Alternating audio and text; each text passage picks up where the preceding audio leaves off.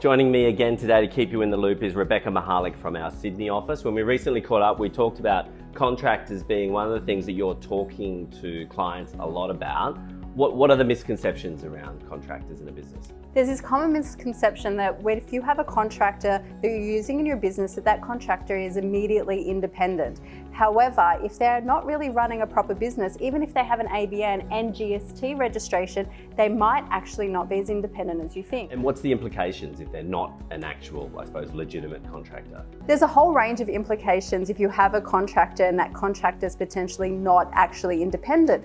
If they are not independent, they are deemed employee, which means you might have to pay superannuation, workers' compensation, payroll tax, and a whole range of other items on that contractor.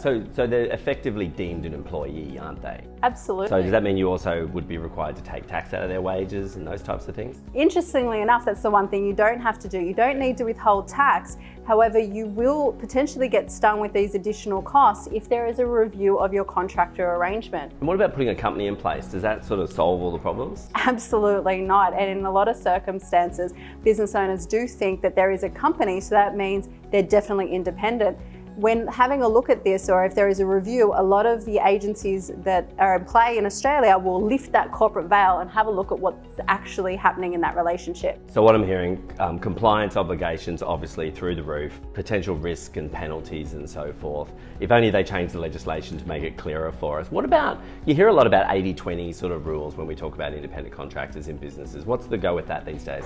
Yeah, so the 80-20 rule doesn't really apply when having a look at whether or not an employee or a contractor is independent from the business. It really only sits in that PSI or personal services income space. So that's more relevant to the actual contractor than it is to the business that's paying the contractor. Absolutely. So what are you saying to people out there at the moment, if you've got people that are employing contractors, because a lot of industries like construction, medical, real estate that do employ a lot of independent contractors, what are you saying to them at the moment? We're saying to them really have a look at the nature of the relationship and get a review done over what that looks like. There's a whole range of different guidance, and unfortunately the rules do differ not only from federal but across all the different states have different rules across all of the different items that you could have to consider. But essentially it just needs to be a legitimate business relationship, not just an employee relationship that they're trying to deem or trying to treat like a business relationship. That's right.